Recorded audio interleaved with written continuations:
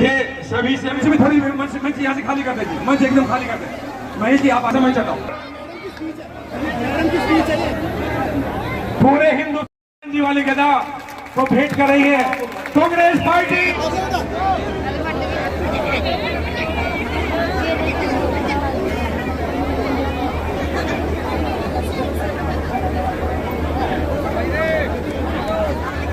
अब मंच पे जो आगे पीछे हो रहा था वो इसलिए हो रहा था कि गांव में यहाँ दही दूध पे बहुत जोर है और सब हट्टे कट्टे यहाँ गांव वाले सारे पहलवान अब एक माला पहनाए और एक साथ आए।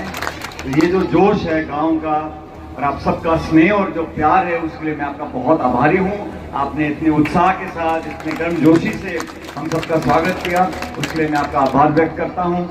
और मैं धन्यवाद देना चाहता हूँ अनीता जी का कि आपके चुनाव प्रचार के बहाने मुझे इन सब लोगों के दर्शन करने का मौका मिल गया, आपसे आशीर्वाद लेने का मौका मिला। 5 अक्टूबर को वोट पड़ेंगे हरियाणा में और पूरा देश ये जानना चाहता है, देखना चाहता है कि हरियाणा के लोग, हरियाणा की जनता किस करवट बैठेगी। अब ये पूरा प्रदेश में ये बात तय हो गई है, आप भी इस बात को सुनते देखते होंगे कि सरकार तो कांग्रेस पार्टी की बनने जा रही है। 10 साल से बीजेपी की सरकार रही, बहुत सारे वादे किए, 10 साल दिल्ली में रही और 10 साल हरियाणा में रही और 9 साल के बाद यहाँ के मुख्यमंत्री खट्टर साहब को यहाँ से हटा दिया। अगर खट्टर जी उनकी सरकार इतना बेहतर काम कर रहे थे, इतना अच्छा काम कर रहे थे, तो 9 साल के बाद चुनाव से पहले उनको हटाने की क्या जरूरत थी। और हटाने के बाद भी लोकसभा के चुनाव में जनता की आवाज को रोक नहीं पाए और 10 में से 5 लोकसभा सीटें कांग्रेस पार्टी जीती है। ये इस बात का प्रतीक है, इस बात का प्रमाण है कि आने वाले समय में हरियाणा में दोबारा कांग्रेस का राज आने वाला है। कांग्रेस पार्टी ने अपना मैनिफेस्टो बनाया है। हम लोगों ने लोकसभा चुनाव में भी इस बात को रखा कि किसान को उसकी फसल का दाम मिलना चाहिए, एमएसपी पे कानून बनना चाहिए। बीजेपी ने 3 काले कानून बनाए और सैकड़ों किसानों की जान जब चली गई उसके बाद ये वापस किए 3 काले कानून। ये मंडियां बंद करना चाहते हैं, सरकार की खरीद बंद करना चाहते हैं, खाद में, बीज में, बिजली में, पानी में जो लागत आती है किसान की उस पर सरकार का ध्यान नहीं है। सरकार को सिर्फ बीजेपी के साथियों को हिंदू, मुसलमान, मंदिर, मस्जिद यहीं तक सीमित रखना है। फौज की भर्ती रोक दी, अग्निवीर चालू कर दिया। ये अग्निवीर मतलब खुद को 10 साल राज कर लिया, 5 साल और मांग रहे हैं, खुद के लिए 15 साल और 18-19 साल का लड़का लड़की जो फौज में जाना चाहते हैं उनके लिए 4 साल। ये कहाँ का न्याय है। फौज की नौकरी बंद कर दी। किसानी में आज आदमी 2 बार सोचता है कि अपने बच्चों का मैं पेट कैसे पालूंगा। ये हालात बना दिए, महंगाई हो, बेरोजगारी हो, उद्योग हो, निवेश हो, बिजली हो, सड़क हो, पानी हो। बीजेपी सरकारों का एक ही दायित्व है कि सत्ता में आ जाओ, लोगों में विभाजन करो। लेकिन हरियाणा के 36 कौम के लोग इस बात को समझ गए हैं कि आने वाला समय कांग्रेस का है। सरकार जब कांग्रेस की बनेगी, शासन कांग्रेस का आएगा, राज कांग्रेस का आएगा, तो हमारे उम्मीदवार अगर यहाँ से जीतकर जाएंगी तो अकेली का सही में विकास हो सकेगा। मैं आप लोगों से निवेदन करने आया हूँ, अभी चुनाव में समय है, बहुत से लोग, और मैंने पूछा अनीता जी की गाड़ी में, मैंने भाई कौन कौन चुनाव लड़ रहे हैं। आजकल तो पार्टी घनी हो गई ना, इतने सारे दल, इतने सारे नेता, इतने चुनाव लड़ रहे हैं। ये सब चुनाव इसलिए लड़ रहे हैं कि हमारी कांग्रेस पार्टी के कुछ वोट कम हो जाए। ये चुनाव सीधा बीजेपी कांग्रेस का चुनाव है और आप लोग अपनी वोट खराब ना करें। जिसका राज बन रहा है, जिसका शासन आने वाला है, 10 साल मौका देके देख लिया, जनता त्रस्त है और एक बदलाव है। ये इस राजनीति की एक हकीकत है कि बदलाव होने जा रहा है। जब 8 तारीख को मतगणना होगी तो भारी बहुमत के साथ हरियाणा में कांग्रेस का शासन आने वाला है। इसलिए मैं आपसे निवेदन करता हूँ, आप अनीता जी ने कहा ये चुनाव सिर्फ अनीता जी दोबारा विधानसभा चली जाए इस बात का नहीं।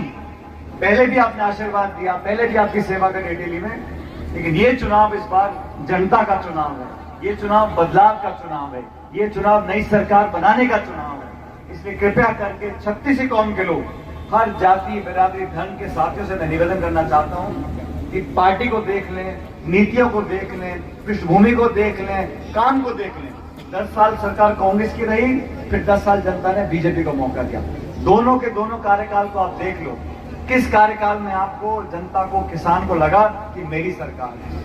आज यहाँ कितने मंत्री हैं, कितने संतरी को जानता नहीं। ध्रुवीकरण कर धर्म के नाम पर वोट लेकर सरकार बनाना अलग है, लेकिन सत्ता में बैठकर किसान की सुध लेना, नौजवान को नौकरी देना, ये करना मुश्किल काम है। ये बदलाव होने जा रहा है और आज मैं धन्यवाद देता हूं खड़गे साहब का, राहुल गांधी जी का, कि हम सब ने मिलकर दोबारा अनिता जी को यहाँ से उम्मीदवार बनाया है, आपके भरोसे पर बनाया है। इसलिए कृपया करके आसपास के क्षेत्र के सब लोगों से मेरे मौका दोगे तो सरकार में अहम भूमिका निभाने जा रही हैं और आपके आशीर्वाद से जीतकर जाएंगी तो आपके क्षेत्र में सभी तरह का विकास के जो काम अब तक नहीं हो पाए हैं उन सब कामों को करेंगे।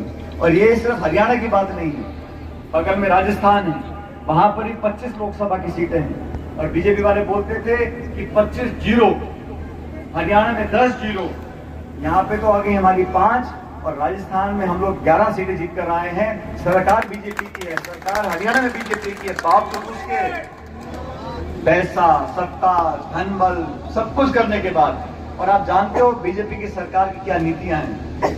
ये ऐसे लोग हैं विपक्ष के नेताओं को दबाव में लाने के लिए तमाम एजेंसी का दुरुपयोग कर रहे हैं। इनकम टैक्स को, ईडी को, सीबीआई का तमाम दुरुपयोग करके विपक्ष के नेताओं के चरित्र को हनन कर उनकी छवि को खराब कर ये लोग इस प्रकार की राजनीति करना चाहते हैं। हम लोग भी सरकार में रहे, कभी आपने सुना कि मनमोहन सिंह जी के समय ऐसी बात उठी हो कि संविधान में संशोधन हो जाएगा, हमारे दलित भाई बहनों का आरक्षण से खिलवाड़ होगा।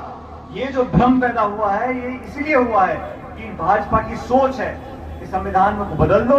ये 400 पार का राग क्यों ला रहे थे भाई? सरकार बनाने के लिए 272 चाहिए लोकसभा में सांसद, इनको 400 क्यों चाहिए थे? क्योंकि ये चाहते थे कि कुछ ना कुछ ऐसा खेल खेलें कि आरक्षण और संविधान में जो अम्बेडकर साहब ने संविधान बनाया था उसमें छेड़छाड़ करना चाहते थे। इसीलिए हमको सचेत रहना है।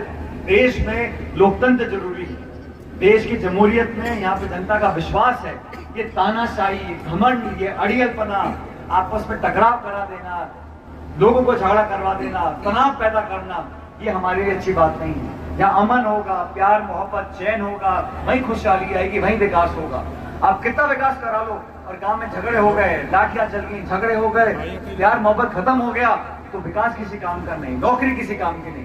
इसलिए अमन, चैन, प्यार, मोहब्बत, भाईचारा, अपनापन, ये हमारे हजारों सालों के संस्कार, इतिहास हैं। इसी को हमें आगे लेकर चलना है। और ये लोग धर्म के नाम पर, जाति के नाम पर लोगों का वोट लेना चाहते हैं। 36 कौम के लोग हैं। 130 साल से कांग्रेस पार्टी इस देश में दवा का निशान पर अनिता जी को जिताकर भेजे ताकि विधानसभा जीत के आप लोग भी बदलाव का हिस्सा बने। चुनाव आ गया और माहौल बन चुका है, कोई झुकला नहीं सकता कि हवा कांग्रेस की है। 10 साल के भाजपा के शासन से लोग हो चुके हैं, बदलाव चाहते हैं और प्रचंड बहुमत के साथ कांग्रेस पार्टी की सरकार बनने जा रही है। भारतीय जनता पार्टी की कोशिश कर रही है। 9 साल के बाद उन्होंने अपना मुख्यमंत्री बदला।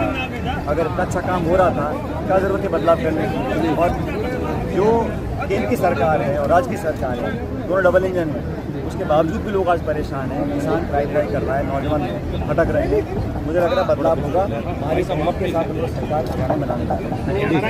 चल रही है तो उसको लेकर आप क्या सवाल ये है कि तुम्हारी शैलजा जो है वो मंच पर नहीं आ रही है, उसको लेकर के भाजपा ने एक नैरेटिव बनाया कि दलित नेता का अपमान कर रही है। बीजेपी को अपने पार्टी की चिंता करनी चाहिए, उनको